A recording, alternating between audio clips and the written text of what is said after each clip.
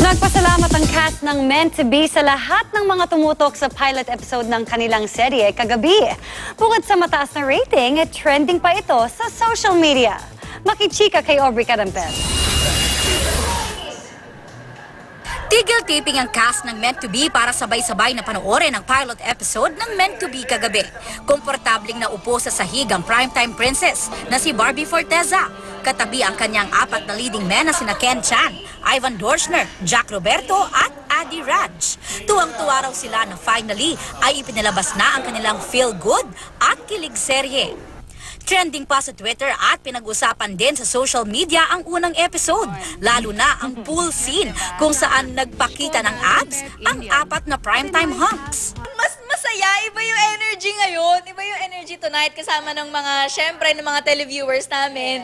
Parang lahat kami, sobrang na-boost yung energy namin, lahat. Sa mga susunod na episodes, mas makikilala pa raw natin si Billy, played by Barbie. At ang kanyang mga Prince Charming na tila pang United Nations dahil iba-iba raw sila ng lahi.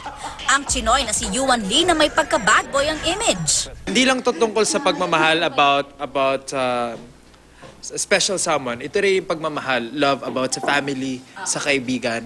Magpapakilig din ang Pinoy na si Andoy. Maraming salamat sa mainit na suporta niyo sa amin. At marami pa kayong aabangan, hindi lang topless, kundi kung paano pa namin papainlawin si Bibi. Nonsense. Mauhulog naman daw ang ating loob sa lovable na half-Brit, half-Pinoy na si Ethan na role ni Ivan.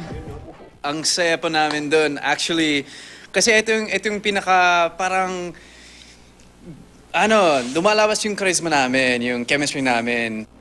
Tiyak na maaaliw naman ang mga manonood sa Indian playboy cutie na si Jai Patel na karakter ni Adi. In the coming episodes, you can of course expect more coolets. You can expect, more Girls for you. yeah. Lubos ang kanilang pasasalamat sa lahat ng kapusong nag-abang dahil hindi lang trending ang kanilang show, mataas pa ang naitala nitong rating. Pero sobrang happy kami dahil maraming nagpuyat kasama namin para umpisahan at tapusin ang Meant to Be. Aubrey Carampel, updated sa Showbiz Happenings.